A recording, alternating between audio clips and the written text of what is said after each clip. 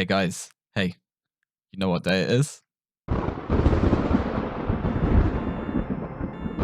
That's right, it's everyone's favorite scary holiday. Everyone can have fun on Halloween, except the neighborhoods who don't go trick-or-treating, but anyway, it's an especially good time for gamers since so many games get really fun Halloween events. And today, we're going to look at one with some truly well-loved Halloween updates that have become a true staple of its identity. That, of course, being... yeah, Payday 2 has some Halloween heists, I guess? 4 of them, to be exact, and they're not very popular, to say the least. Now, these are the only heists in the game that don't actually happen in reality, which should, theoretically, allow these maps to go really ham with crazy ideas, but when it comes to the actual execution of these heists, they've had mixed results. Now, most people in the community, whether it be on YouTube or other sorts of forums, have already discussed to death how bad Safe House Nightmare and Lab Rats are. You go onto any ranking of every heist in the game, and those two are bound to be at the bottom of the list somewhere.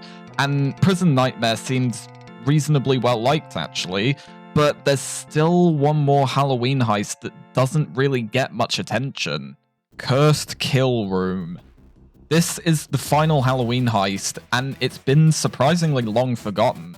It's not boring like Safe House Nightmare, and it's not outrageously bad like Lab Rats. In fact, it's got a really great concept, as well as a nice, if repetitive, heist track, and even some cool zombie cops that I'm surprised weren't added into the previous Halloween maps. And yet, something about this one is still off. So we're going to shed some light on it today. We're going to see what's wrong with this heist and see how we could theoretically fix Cursed Kill Room.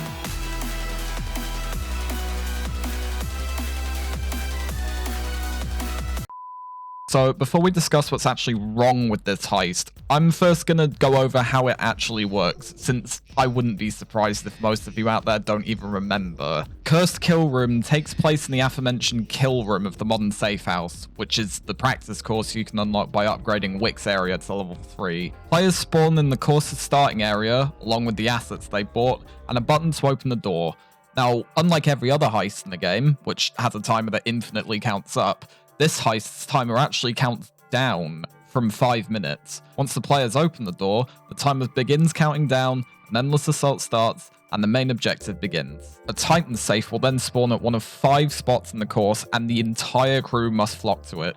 Once every human player is standing near the safe, the timer will pause, and the safe will begin to unlock. And then, after 1 minute, the safe will open, dropping 4 bags of Cloaker Coke. The team must then secure all 4 bags in the loot chute, which can spawn in one of 3 areas before making their way to the exit of the course.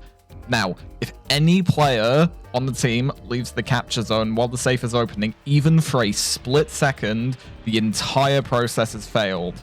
The team will get no loot from that safe, 20 seconds will be deducted from the timer, and they'll have to walk back to the exit in shame. Probably with the guy who walked out having a bunch of tomatoes thrown at him. Anyway, once the players gather at the exit, all together, they go through a brief safe area and back to the starting room, where they can then push the button and begin another lap. Also around the course are target cutouts of civilians and cops.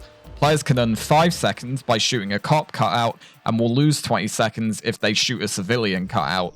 Additionally, the team will get 5 seconds added for every 100 zombie cops killed, and 20 seconds deducted when a player goes into custody. The team keeps going around like this for as long as possible until the timer reaches 0, where at that point, the currently active safe will expire, all unsecured bags will explode, and the escape becomes available in the form of a big red button near the start of the course. And that's basically it.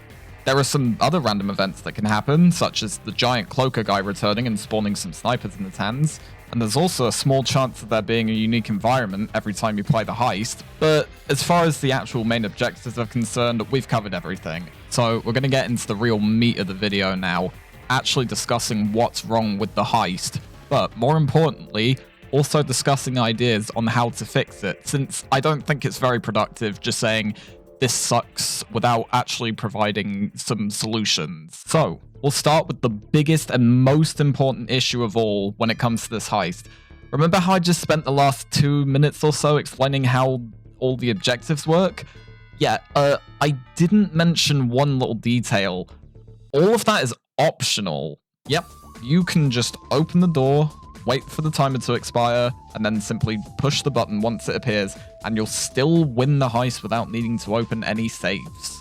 You can win by doing basically nothing. Obviously, it's not like you have to do this, and the heist still very much encourages you to actually engage with the objectives, and you're not going to get very much in terms of cash or XP this way, of course, but regardless, if it's possible to just win the map without even doing anything, that's already a major fundamental flaw. So, there are a number of solutions to this problem, but I think the simplest by far is to simply have a minimum amount of safes required to open, since every other endless heist in the game has either a minimum amount of bags to get or a series of objectives to do first. It's quite shocking that this heist doesn't have any of that. So, let's keep it simple here. To clear the map, the crew needs to open at least one safe. Yeah, just the one. We're being pretty generous here, all things considered. So, if the timer ticks down to 0 and a safe still hasn't been successfully opened yet, the escape won't pop until the team actually manages to open a safe. However, our work here isn't done just yet.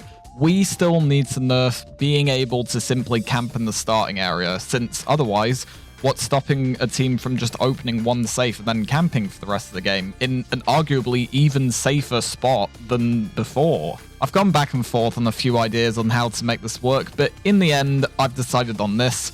When you're inside the safe area, the timer will stop, and it won't start again until you begin a new lap. And this works since the zones to open the safe area and start area are placed so that everyone is forced to go in there, which lets the doors close behind them. So the framework is pretty much already there. These two changes together have already made a massive improvement single-handedly. But just as another final precaution, I'd also make it so the start area is set on fire sometime after you start a new lap, maybe 5 to 10 seconds. This way, it's not really a viable camping spot anymore in the situations where you do still need to hold out. Anyway, let's talk about opening these safes. Now, I think it's a novel idea to force the entire team into one area to do an objective, but the way this is implemented is needlessly punishing. Confining the entire team into this small area is already strict enough, but having the entire objective fail if one person steps out for even a split second is kind of mind-boggling. And the way this heist works is already pretty simple and easy for a new player to learn and understand, but the strictness of capturing these safes isn't going to be immediately obvious to someone until they're already penalized for it, sometimes more than once. And since this affects the whole team, it can be pretty frustrating when you're playing with people who don't know how this works. So, my proposed changes here are pretty simple. First, I think a fair way to nerf the safe opening sequence is to only require 2 players to stay in the capture zone rather than the entire team. So this way, a lone player in a group of 3 or 2 players in a group of 4 can still go outside the zone and even help defend the players capturing from better angles. There'd also be some added risk if they went down and needed to be revived, assuming nobody has Inspire Ace. Next, I change it so that the opening doesn't instantly fail the moment one of the required players steps outside the zone. I personally give about 2 to 5 seconds of leeway here, maybe with a special noise to indicate the sequence is going to fail, as well as the safe timer stopping until the player comes back. Pretty simple change. I think it would make the opening a lot less punishing. Next is actually securing the loot that comes from these safes. Now, when you open the safe, you're forced to secure all 4 bags before you can exit and do another lap, rather than just being able to start another one whenever you want.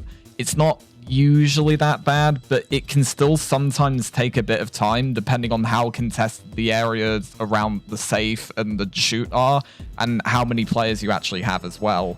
As well as that, since there's only a single chute that spawns for the entire heist, how easy it is to secure the loot is pretty much entirely dependent on how far into the course it spawns, which helps prevent moving back further and further, which would eat into more time. Sometimes the safe spawns directly next to the vent, and other times it will spawn on the opposite end of the map. It also doesn't help that despite being called Coke, you can't actually sprint with these bags for some reason, nor can you throw them over the course's walls, which is pretty annoying. To fix this, I'm simply going to change how securing loot works for the entire heist. I think it would be a lot more interesting if the exit immediately opened after opening a safe, with securing the bags being optional. All the bags currently on the map would explode once players step into the exit. Personally, I think having players make a decision like this would make the objective more engaging, and to counteract this, you could maybe adjust the XP values and rewards. Since right now, you only get 1000 XP per secured bag, you don't get anything for opening the safes. As well as that, some more minor changes I thought of would be to add more vent secure locations. Since there's only one that spawns per heist, I think having 3 that spawn per heist, with it alternating each lap, would be a lot more interesting. Right now, there are only 3 possible spawn locations, so I would personally add 2 more to make it a total of 5. Oh, and let us sprint with these bags and let us throw them over the walls, at least clipping off the areas where they would get stuck.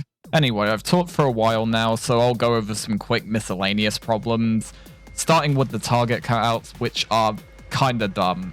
I get that you're encouraged to watch your fire, but in a horde shooter with enemies coming at you from everywhere, shooting a civ cutout by accident is pretty easy, especially since the enemies can position themselves in front of the cutouts, hiding them behind them. So having a 20-second time penalty for shooting a civ is a bit overkill, in my opinion. Not to mention the fact that these also take damage from explosions, so, you know, have fun running a grenade or rocket launcher on this map. Stupid. Next is the Endless Assault, which obviously means anyone who goes into custody cannot come back for the rest of the game. Kind of a skill issue, of course, but going into custody is still pretty feasible for anyone, especially on a map like this where you can't really get a revive very easily. And it's especially painful if you custody near the start of the game as well, because then, you know, have fun spectating for the rest of the heist, loser. So my fix for the custody problem is a bit more complicated, because I still think that having the map be an Endless Assault is cool, but I'd also still like there to be some way to be brought back. So my best solution here is to have teammates come back after 2 laps of the course. This way, the currently alive teammates still need to take a risk in doing the course without 1 or more players, and there could even be some more decision-making involved with deciding whether or not to skip opening safes at the cost of time. Just as balance, though, I'd add a sort of mini queue system so that if 2 players are in custody at the same time, the one who went out first goes back in first, and then the next player comes back after 1 more lap. And as a fix for the cutouts, I wanted to rework the time bonuses and penalties. I've left the current bonuses unchanged, but I've also added a new one, which adds 10 more seconds to the clock whenever you open a safe. As for the penalties, I think having all of them be worth the same seems a bit odd, so I've changed the civ cutouts to deduct only 10 seconds, and going into custody now deducts 30 seconds. This also acts as a sort of counterbalance to the custody buff that I gave just now. Oh, and I'd also make all the cutouts immune to explosive damage, which seems fair, I think. Finally, rounding off, here are just some quick fire proposals. First of all, I think the escape button being so close to the start of the course is a bit strange, but unfortunately I wasn't really able to come up with any ways to change this that I was happy with. However, if people do have suggestions for this one, I'd love to hear them. Next, the zombie cop's damage is actually bugged on death sentence difficulty to do death wish damage, meaning both difficulties are about the same. So obviously that should be fixed. And finally, there is a really annoying flashing effect whenever you gain or lose time. I would just tone that down a lot since it can get very obnoxious for people who are more sensitive to flashing lights. And yeah, I think that about does it for my big list of changes. I've put the rundown of all of them on the screen again, so if you want to refresh yourself, there it is. Obviously, in general, these changes are pretty much just hypotheticals with no practical testing, but I would love to hear people's feedback on this, and I'd love to see any more ideas that could be added to improve this heist as well. I do appreciate that this is the first time in a good while I have done a proper analysis video like this, so I know I've got a bit to improve at. Now, obviously, thanks to outside developers, Payday 2 is actually getting updates again. So that begs the question, does anything like this have a chance of actually making it into the game? Short answer, I think, is no. It's pretty clear that these new devs want to focus on more simple quality of life fixes first and foremost, and any actual balance changes to weapons, much less entire heists, is something they really don't want to handle until they're ready and they have community feedback, which is a good thing, of course. I completely agree with it.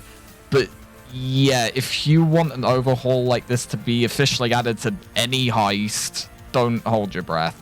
However, this does actually seem somewhat feasible to implement using mods. Unfortunately, I have absolutely zero coding knowledge or really modding anything in this game in general outside of custom music and localization files. So, unfortunately, I'm not going to be the one to officially make this overhaul. But if there are any experienced modders out there who do like the idea, please feel free to let me know. And in general, if you liked what I discussed here today, then I'm grateful for it. If this video is well received enough, maybe I'll think about overhauling another heist. I feel like redesigning less played heists like this is a fun challenge, since it's fun thinking about the balance between unique design ideas and having them be still actual fun. So we'll see where that goes down the line, but regardless, that's basically all I've got here. So thank you to everyone for sticking around, and Merry Christmas.